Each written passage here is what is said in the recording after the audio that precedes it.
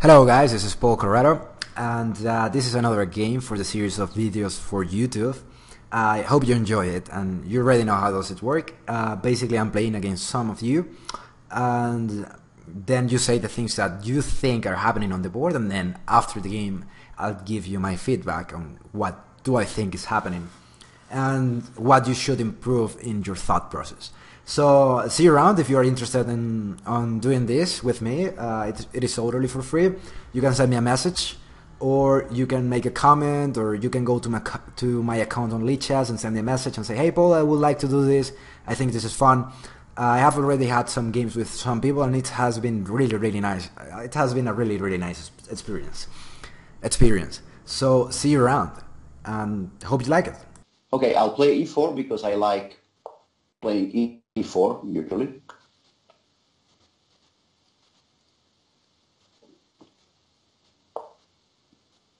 All right, this is a French defense, so I go d5 because I think I occupied the center, and in case you push d5, I can go, yeah, d5. Okay, probably preparing fianchetto or c5, so I'll have to do something about that. For the time being, I just develop my knight quietly. Okay. I defend the pawn.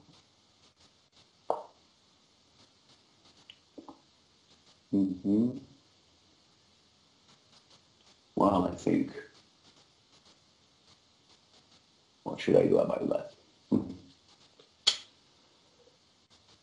I'll just go c3.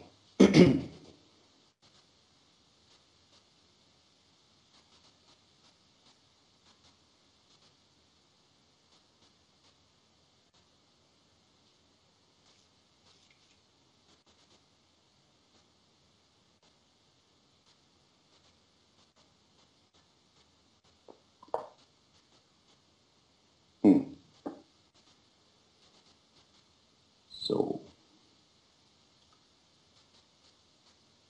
I'm tempted to actually just push to e5 because opening the center now might not be a good idea. I mean, I need to castle first before I go crazy with opening lines. Let's calculate a bit. So if I take, I mean, there's no point in me taking, so I'll just do something else than taking. Plus, if I can keep your bishops behind your pawn, I think I can be happy with that.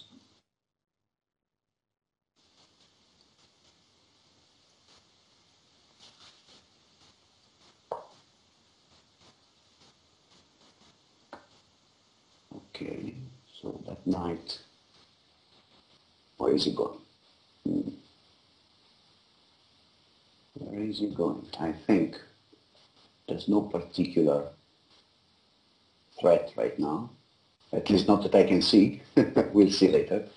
I think I'll just keep developing and possibly even castling because it's somehow well, after this, let's play bishop here.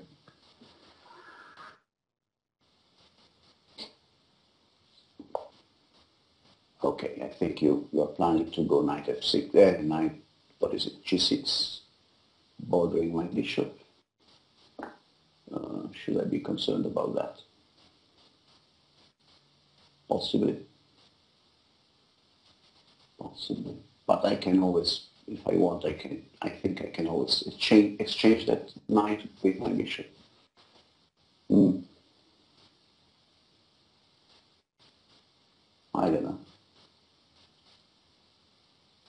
Can I prevent that? Maybe I can. I could play knight a4 just to prevent knight from coming to g6, but I'm not sure that's a good idea because then my knight will be somehow exposed to your queen. I don't know.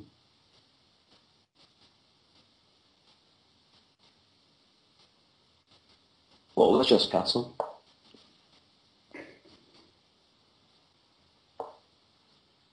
Okay. Now, where should my bishop go? Well, I'd like to go bishop g5 just because your queen would be under attack. You can either move the queen, bring your bishop out, or even advance a pawn, but I'm not sure it's a good idea to go f6 before castling. I mean, you would spoil your somehow your pawn structure, so not sure that's a good idea. But for sure, bishop b7 is likely to be the move, I guess. Or you could retreat your knight from c6 to e7 as well. Do I want to give you that opportunity? Good question.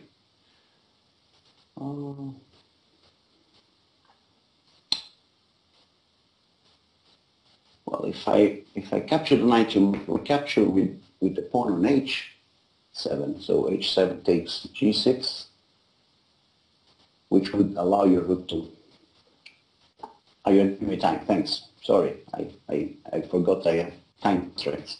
Well, let's go for this. Develop this knight. Where should I want to develop my knight on b1 because it's doing nothing there. Not sure where to develop it to.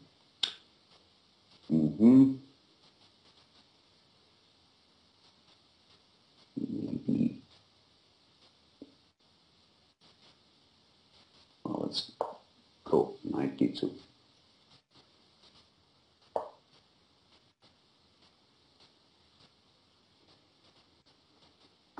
That's interesting. Well, should I pin your knight to your queen? No, no. But I'll play a3 just in case your knight wants to come down.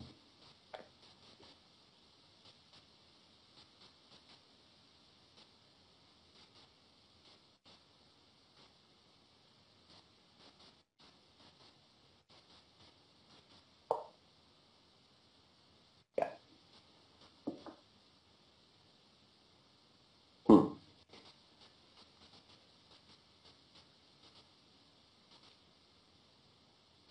Well, I think I want to avoid my rook being on your bishop's diagonal in some lines. I think that can happen. I don't.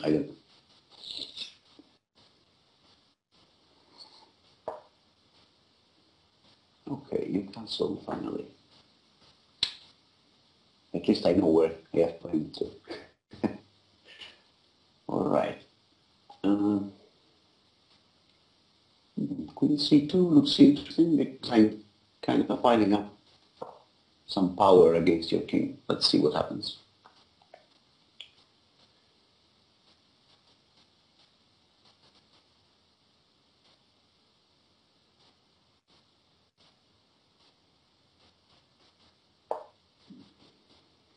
Yeah, I was expecting that.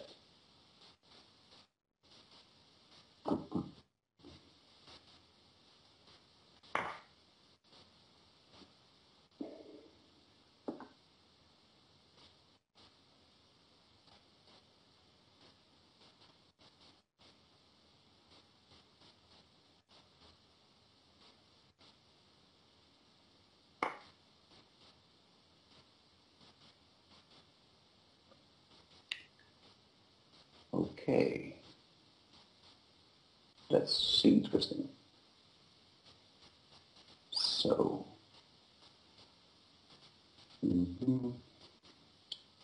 I think well, let's see if I can. Do I want to exchange your bishop? Yes, I do. Let's do it.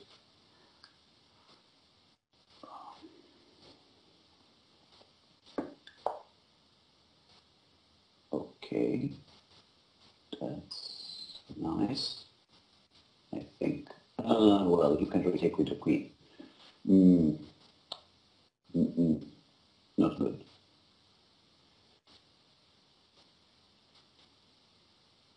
So I go here.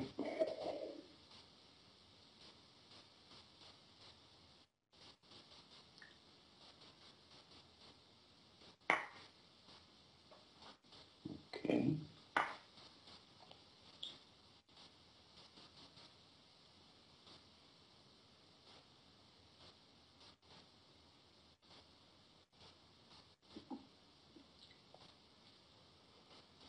Oh.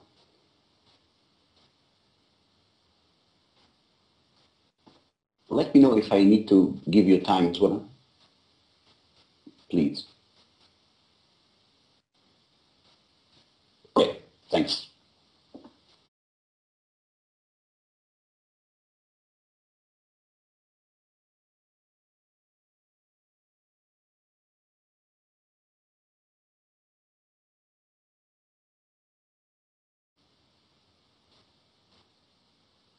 Okay.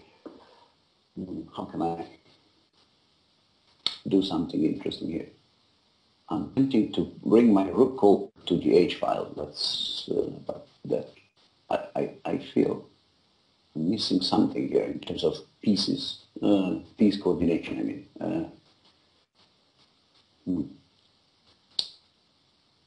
F6, does F6 concern me? No. Can we capture? I don't know. Difficult to say.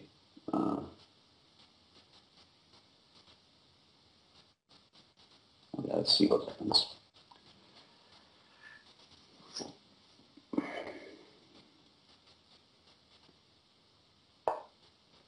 Yeah. Okay. I think I should recapture.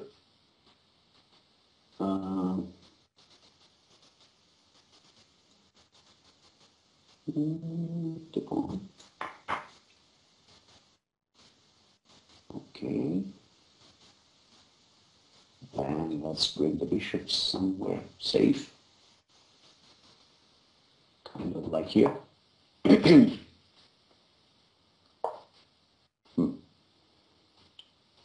All right. Oh, if only my queen could come over in a decent pace, I would like it very much. But well, for the time being,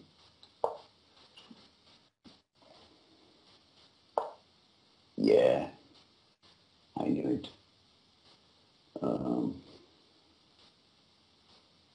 Well. I think here should be a decent place, except that you can push the pawn and yeah.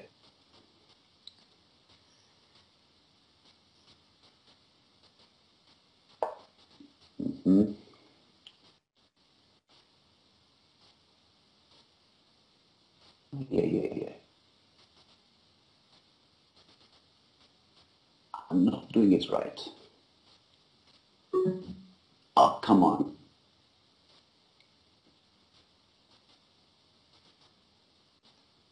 I don't want you to come over with the rooks, so let's do this.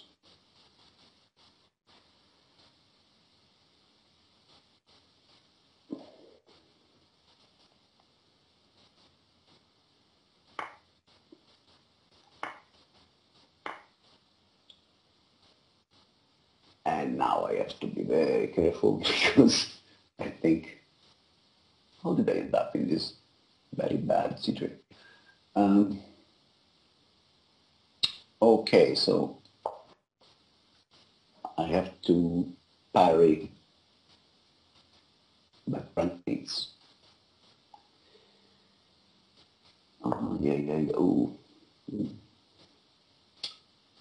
don't do that. Don't look at me. Okay. Hope that's enough.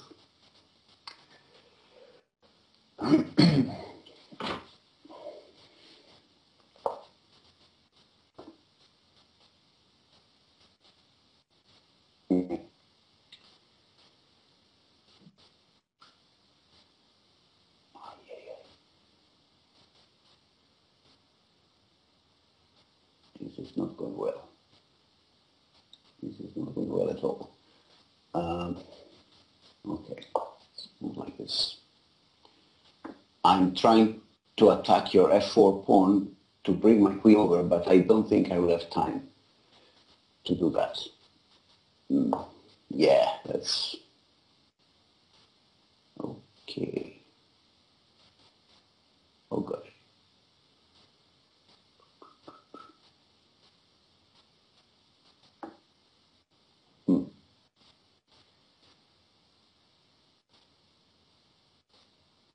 Oh, well. What shall I do? What shall I do? I don't know what to do. I think I'm screwed. I have no checks. Bad.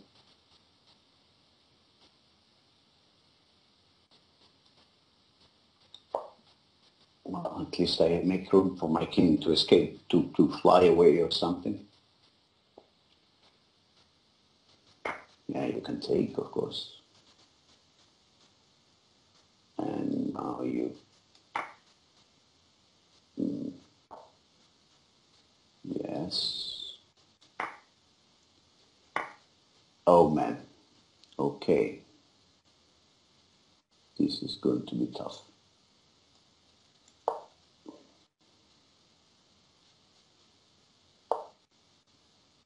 Oh, come on. Oh, yeah. Oh, yeah.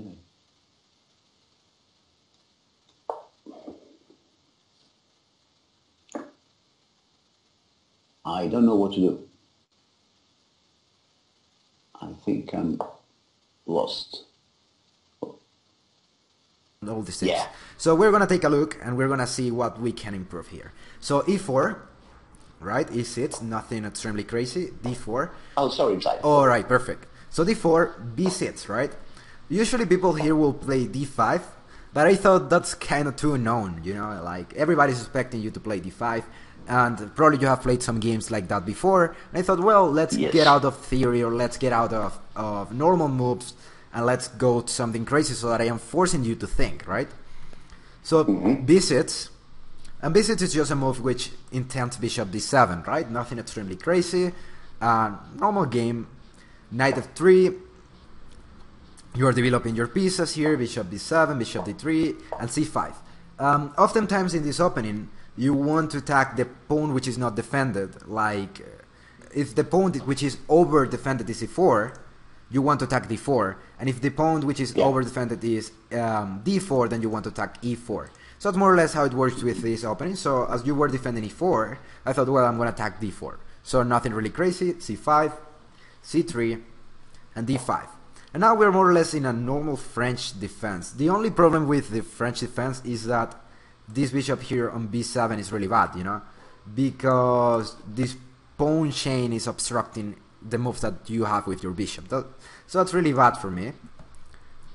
You played d5, I played knight c6, bishop f4. Okay, something interesting here that I hear you said was that you were thinking on castling, you were thinking maybe to bring your knight, and then you said, or no, you know what, I'm going to play bishop f4, right? And I mean, that's okay, bishop f4 by itself is not a mistake, but I would like you to think why you're playing bishop f4, right? Like, okay, I'm going to play... There is a reason. I knew at some point my knight would go to d2, knight b d2. So I wanted to move the bishop outside of that square, just to not to trap it behind the knight. All right. So that's why I decided to move the bishop. Now, is f4 the ideal square? Maybe not, but that was the intention. Yeah, I mean, some other moves might be bishop e3, which is quite normal in this kind of positions. But now you're giving me a reason to play bishop f4, right? Before you weren't thinking about that. You said, well, I'm just going to play bishop f4.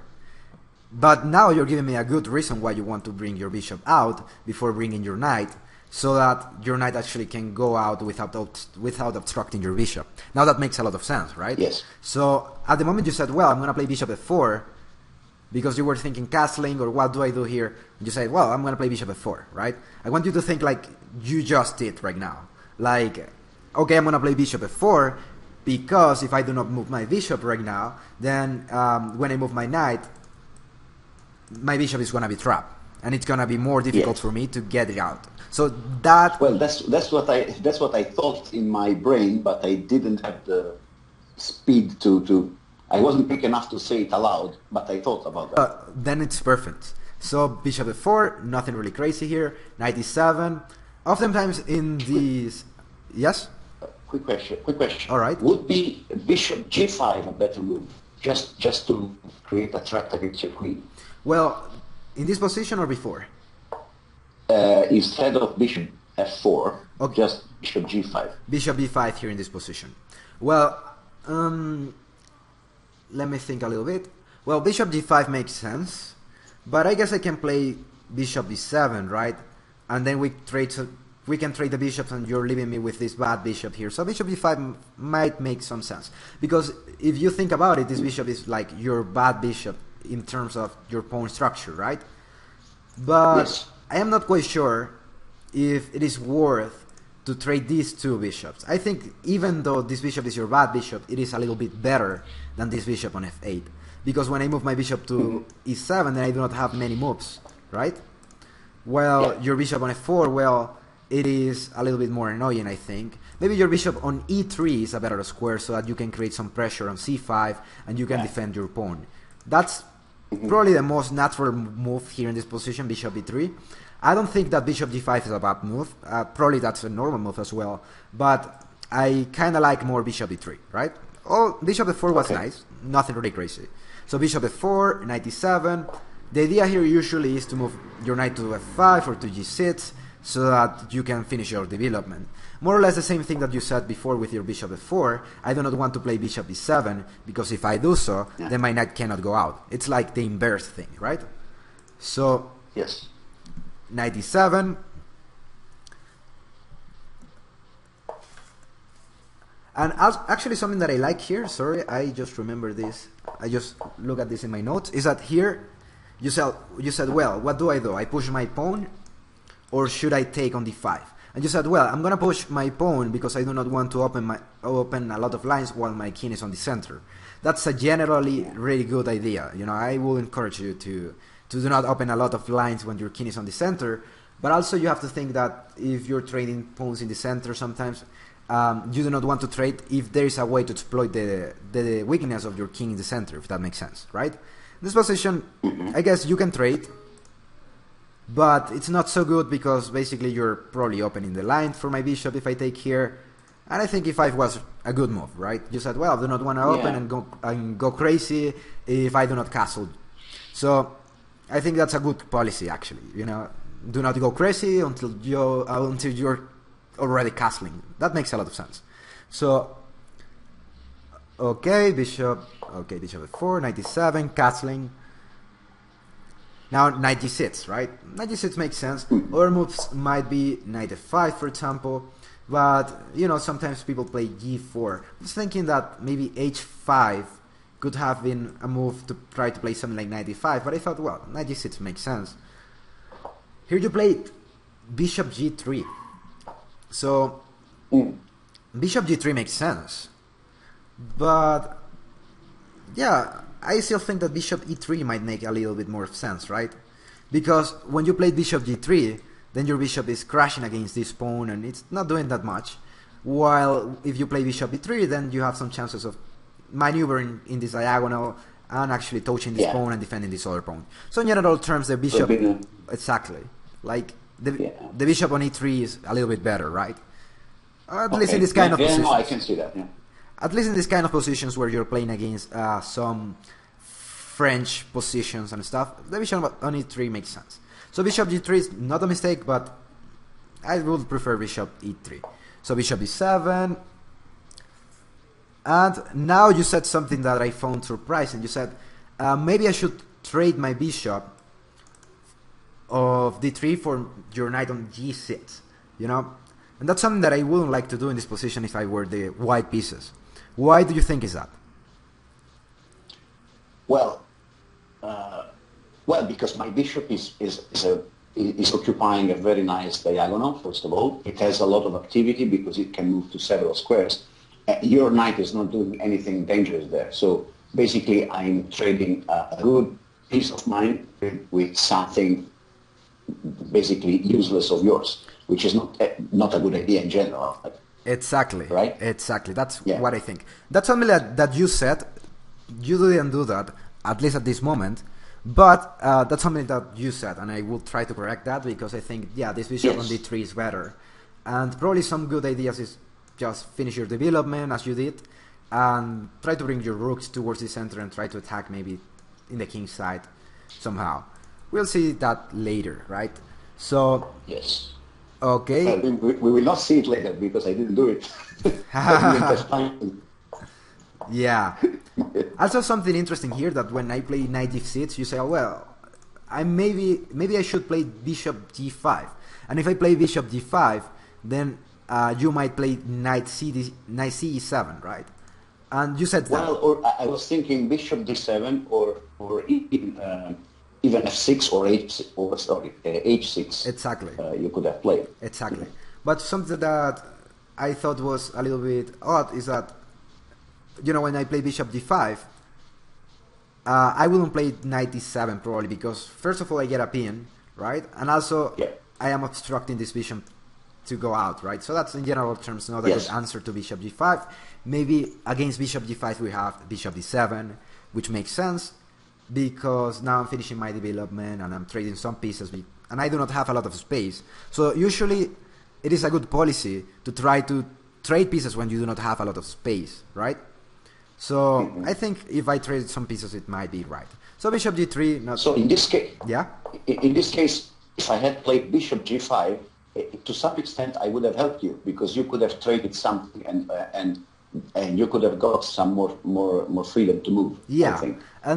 But that's right. That's what you're saying. Okay. Yeah, but that's not like a big help for me. Like you're not giving me a hand or something. It's just a little slightly advantage that I could take out of it.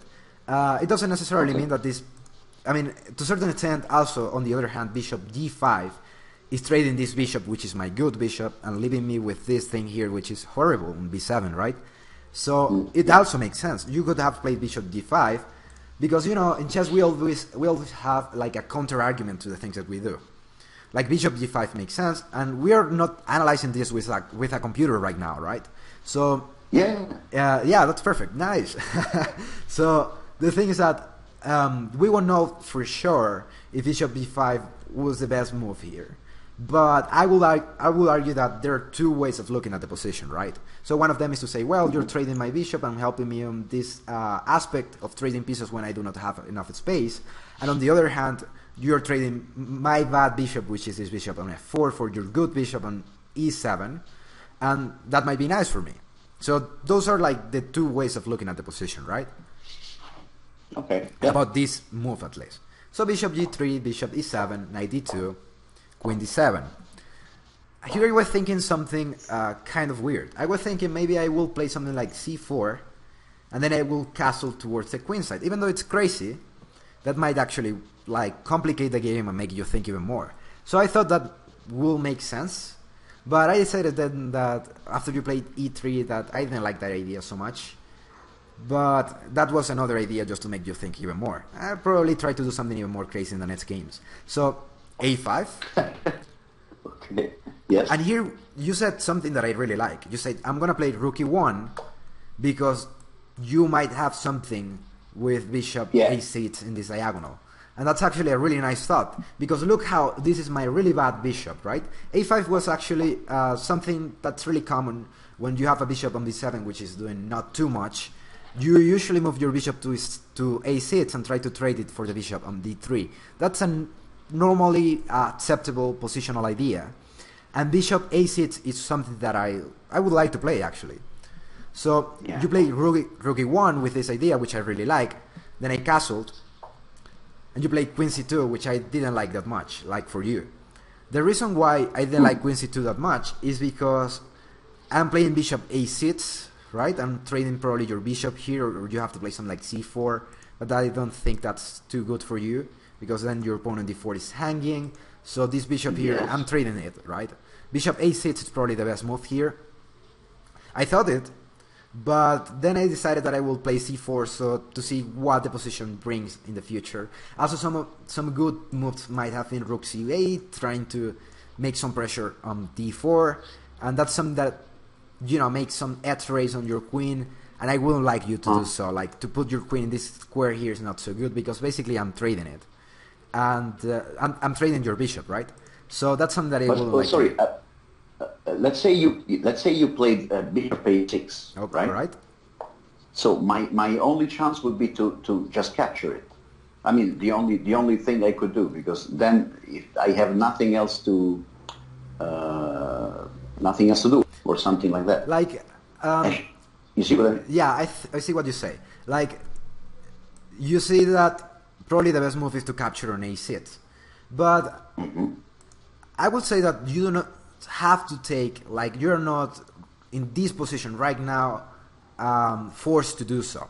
Probably probably the better move will be something like rook c1 and waiting for me to capture here, so that I have to lose a couple of tempi to do so, right? To come to d3. Yeah. That might be even a better way to do so. Also, taking on a6 is nothing extremely crazy, because I'm taking with my rook, and my rook gets a little bit misplaced there on a6. So that's a good way to play. There are many arguments here, right? So, Queen c2, not a good move, because I am trading your good bishop. I decided to play c4, which is not necessarily the best move, but I thought it was interesting, because then I will try to, like, break on f6, because you have just a couple of moves here, right? One of them is just to play, like, bishop f1. Bishop e2 doesn't look that nice, because you're obstructing, like, the... Hello? Can you hear me? Yeah, I lost you. I lost you. Yeah, now I can hear you. Oh, alright, perfect. So, here's the thing. Bishop f1 is probably the best move here. Or bishop takes g6. But bishop e2 doesn't look that good, because then you're obstructing your rook, and it doesn't look nice, right? Doesn't look natural. Bishop f1 or bishop takes g6 are probably the best moves. So here you played bishop takes g6, you traded the pieces. Now see how I'm trading the knight on g6, which you said before that was kind of useless, which actually is. Yes. And for your good bishop of d3. Something even better would have been to play queen e2, for example, here in this position, so that you could, like, maneuver with your bishop, and also at the same time you're stopping me from playing bishop a6, because there are two pieces defending the square a6, right? So that might make some sense. Okay, so instead of going with the queen to c2, I should have selected d2, for example. E2. Just sorry, e2. Sorry. Yes, yeah, that might make even. Yeah, and if I played something like c4, then you go back to c2. Well, I'm not very good at calculating, let's say, long lines. That's one of my weaknesses. So I was afraid that with the queen on e2, I would be kind of facing some troubles in case your bishop would capture my queen on that diagonal. I know my bishop is on d3, so my queen would be protected. But I was afraid that for some tactical trick, I could lose my queen. That's why I put it on c2, because I felt it was safer as a square. Okay, sometimes sometimes in chess it is nice to be afraid, right, of some moves. But I don't see how I could take your queen with bishop a6 if you play queen e2. That's right. Like, many things should happen for me to do so. One of them is that, first of all, you have to move your bishop. Then, when I move my bishop to a6, you shouldn't have, like, c4. And also, you shouldn't have, like, queen e3, right? Yes, so that's correct, yes. I don't see how exactly I'm going to do bishop a6 and capture your queen. And, you know, if I want to get rid of this bishop on d3, you can play c4. So, I mean, I have to play c4, sorry. And if I play c4, then I close the diagonal, and there's no way that I'm going to attack your queen, right? And there's no, but see, I didn't think about all this in the short time I was thinking about the move. So that's why I think I have to improve at seeing things faster than I did. Yeah. And the other reason behind queen c2 is that I think I mentioned this during the game. I would build up some forces along the diagonal, so that in case the bishop gets lost, let's say, I still have the queen aiming in that direction. So the idea behind queen c2 was more or less that. Um, just to give you a full picture. Oh, sorry, I lost you. Hello? Can you hear me? Yeah, now yes. All right, perfect. So, well, to a certain extent, queen c2 might look like a natural move, but I think queen e2 is even better, you know? It's better. It's better. Okay. Usually queen c2 is really good. I mean, it's nice in many positions, but in this one, not precisely, because also suppose that I do not play bishop a6, I can also play like rook c8. And notice how I'm gonna trade in the center, and then your queen is gonna be in the line of my rook. So this is a subtle idea, right? This is something that you might not have noticed, but it's something that you should try to consider. Like this line here might get open at any moment. And if I want to get this line open, I just have to trade my pawn there. You can play rook c1, for example. And well, if I trade here, then you're fighting for the file. That's perfect. But queen c2 is kind of putting your queen here to be attacked maybe here, right? So there are many ideas in this position. I decided to play c4, which is probably not the best move. But even though I'm getting this really bad bishop, you're trading your good bishop for my knight on g6, which is not especially good. So I guess there is some compensation. You played bishop h4 here. I was running short of ideas in the sense that my aim was to transfer my forces to your king side, just to try and build up a sort of attack. Okay. But I realized that my queen is a bit misplaced. The rooks are not yet ready to come in, so I felt I had not enough forces, or at least I wasn't able to maneuver them correctly, probably. Okay. That's why. Okay, I understand what you're saying. But something that you have to consider here is that also your queen on c2, now, it doesn't have a lot of mobility, right? Like where are you going with your queen on c2? Also, bishop h4 in this position, I'm not quite sure, it doesn't look natural for me.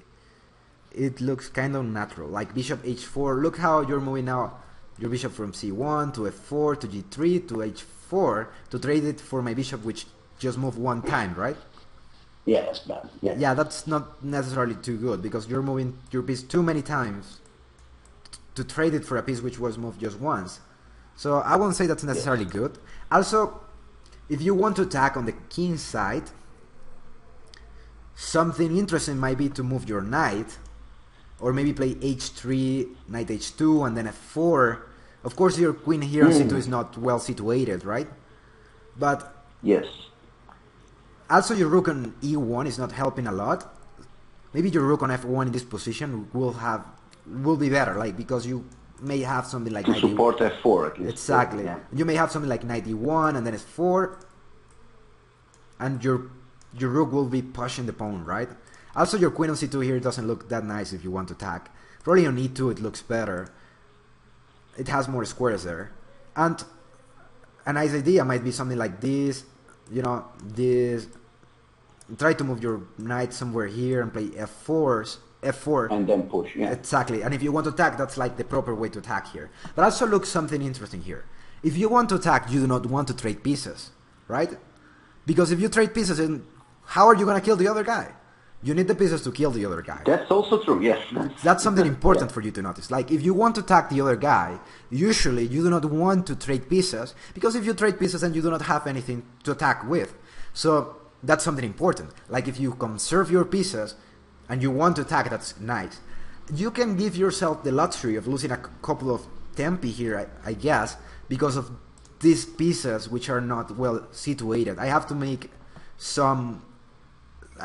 some moves. Yeah, moves. Yeah, I have to make some acrobatics here or something. I don't know how to call it, so that I can make my pieces get some activity. So I guess you can lose a couple of tempi here, but something like h3, knight h2, and f4 seems to make sense, like protecting here. Also, this rook might be better situated on f1. Also, something to notice is that your knight from h2 might come to g4, and that's something that we see. Oftentimes your knight on d2 can come to f3, and that might be dangerous, you know. So those are some general ideas. I'm not saying that these ideas are probably like are the best ideas that exist in this position, but these are just some general ideas that it would be nice if you took a look at them, right? So, but it's very useful what you're saying, because I mean, for example, the mechanics of these movements, of these maneuvers, is not something I'm very familiar with. So it's nice to see them. Let's say in my game, how could I have maneuvered in my game? It's very helpful for me, because I was just facing the problem of how to move my forces towards your king side. And now this approach, at least I can see how it can be done. exactly. It's quite interesting. Yeah, the other thing why you can actually attack on the king side is because, at least for the moment, you control the center, right? You have more space than me. Yes. You're the guy who controls the center. So usually when you control the center, that gives you permission to attack on one flank, you know? And here you have that permission. You can like attack on this flank. So usually when you have the control of the center, that gives you permission to attack on one flank, right? So that's something that it's actually important. Also, some other moves that I can see here for you are probably something like knight f1, but this bishop on g3 is kind of annoying for you. Knight f1, maybe h3, knight h2, and then knight g4 might make some sense, but then you cannot push f4 because of your knight on f3. So the knight is still there. Yeah, so it is hard for you to actually like create an attack. Maybe other way to play will be something more normal, like without getting too crazy to attack, playing something like rook e2 and rook e1, so that you're bringing your rooks to the center and finishing with a nice position. Then bring your queen somewhere to the center. Maybe knight f1 makes sense then to play knight e3 and bring like your pieces out, because sometimes in chess you do not have like a lot to do, right? Because the position is too close, because the plans that you want to execute might take a lot of tempi to realize or to create. So sometimes you just play the normal moves, expecting for it to be decent in the future when all the pieces like get traded or the lines get open, so that your pieces are out. So another good policy might be something like this. And those are some ideas, right? So yes. No, well, my problem is that when I always try to do something that has a clear effect, and sometimes I should just think about how to rearrange my pieces so that they are ready for something. Because, yeah, in this case, I wasn't clearly ready for anything. Exactly. So, yeah. So, and if you watch like the last video, something that I was talking about was aesthetics, right? We have to go beyond aesthetics, and we have to try to see the position for what it is, not for what we see it is, but for what it actually is, right? Yeah. So objectively. So here, bishop h4, probably not the best move. I didn't trade because now I'm gonna make you like, I would like you to waste another time taking here on e7, right? That would be like the ideal for me. So I play rook e8, bringing my pieces towards the center because I want to play f6 to liberate my position. Also notice how you're not bringing your rooks towards the center, and this rook on a1 is not doing too much, right? So knight g5, and now I think that's even better for me to a certain extent, because I'm trading this bishop for this knight, which might be better than my bishop and might be better than your bishop on h4. That's kind of losing too many tempi, I think. So bishop takes g5, bishop takes c5. Something that you have to consider here is that now you have some ideas like f4, but you cannot do them because f6 is kind of forcing you to go back, you know? Yeah. So knight e7. Why knight? The idea behind knight e7 is that I have to defend my pawn on g6 before playing f6, because your queen is on c2. Right. So if I want to break the center, I just cannot play f6 directly, because that's not good for me. Knight e7. On the other hand, if you take on e7 and I take on e7 with my queen, you're still attacking my pawn on g6. But I guess I can play something like queen h4, queen g5, and defend my pawn on g6, or I'll find some way to defend my pawn on g6 so that I can play f6, right? Yeah. So you played rook e3, f6. Now that I'm thinking about it, maybe bishop takes e7 makes sense, you know? Because also my bishop on b7 is really bad, and this knight is better than my bishop.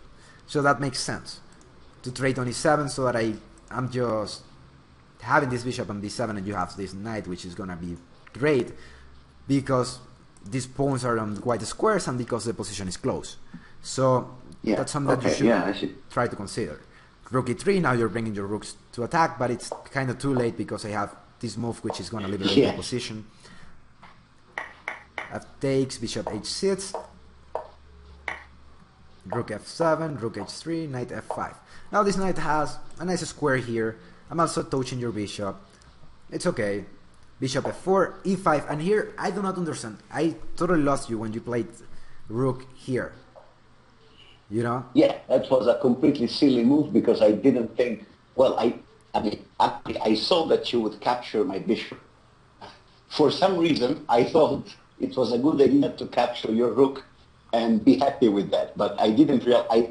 While I was thinking, I didn't think about the fact that I wasn't taking back my bishop with another minor piece of yours. So you would just be a bishop up, and that's it. I was completely fooled by that. I mean, I didn't think enough about that. Yeah, I mean, probably you thought that you were taking this rook for free. But that's something that you have to improve, like, in terms of tactics, you have to make some tactics so that you can actually improve this kind of vision of the board, right? So it takes f4 and then the game is totally lost now, because now I'm a piece up. But actually here, if you played something like bishop g3, maybe bishop e3, your position is still hard to I mean, it's not easy to win yet, because how should I play the position? It's not so obvious, right? If you play, that's why I helped you. Yeah, you helped me a lot. Instead of playing rook e1, then bishop e3, bishop g3 makes much more sense. Even bishop h6, but I don't know. Maybe I have rook h7, so maybe bishop h6. Yeah, there is a yeah. But I mean anything, but except rook e1, because that's not that good. So it's not to say that you have to see all the moves on the board, because at the beginning I know that it's really hard. But yeah, something that you would like to improve in this in your game is tactics. It's pretty obvious. I mean, now that I see it for the second time, it's pretty obvious that was a kind of a bad mistake. Yeah, but don't worry, we all have mistakes, so nobody dies. Don't worry. Yeah, I like it. Yes, except my king. Yes. So it takes here, and now I'm basically just bringing my pieces. Probably here I had something like 93, which might be extremely annoying. Like 93 check, f takes, e takes, you have to move your queen, and then I take your rook.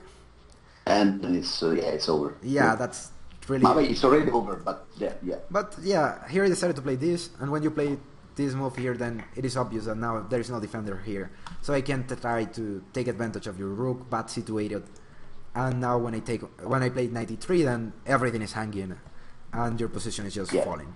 So something that you have to really careful with is actually those moves where your rival has some threat. You should be able to calculate, well, maybe here I have to do this because the guy is threatening this, and all these kind of situations, like when bishop f4, right? Yeah, well, I mean, bishop f4 was clearly a mistake. I don't know if after that I had some better chances of surviving for a longer time, because I felt like your control of the e-file was overwhelming. I mean, I felt I was going to be mated any time if I didn't protect the e1 square. So that's why I moved my knight to f3 and my king to f1 and so on. Yeah, it's now it's really hard to play actually with your pieces, because your piece down, and also because like my pieces are too active. Yeah. So when you play knight f3, well, I'm not quite sure, because actually you're getting mated. So how to stop this? It's really hard. Maybe, I don't know, maybe not quite sure, because now your rook on x3 is really bad. It's doing nothing. And no, it's very difficult. That's why I was just trying to make the game longer, but it's to know. Here in this position, maybe just queen here, so that you're defending these two squares, and I cannot get into so easily. And maybe... Yeah, but then I was afraid of the fork. I mean, if you can give me a check on E3. On E3, I mean... Yeah, that might be. Yeah. Yeah, that might be really annoying too. There are too many things to consider. Also, I'll just bring my bishop to this square so that it has some mobility because his pawn is obstructing it, and I want this bishop to have some mobility. So I'll play something like bishop c8, and then I'll be attacking your rook. So that's basically the comments that I had for this game. I hope you enjoyed them. Yes. And no, it's been extremely interesting because in reality that I made a few. Well, apart from a clear blunder, I mean, bad mistake with the bishop on f4, but I also made some mistakes in evaluating the value of the pieces during the game. So when I exchanged my very good bishop for your useless knight, that's something I should avoid. Exactly. And I should avoid in general. So it's been very interesting to see these kind of mistakes or bad evaluations pointed out during the game. It's very helpful. Sure. Thanks. And yeah, it's something that we can do. So if you're around and you feel like playing another game, probably even today, like later after I launch, sure. I would be very glad to play again. Yes. Oh, that might be nice. So perfect. I'll see you around.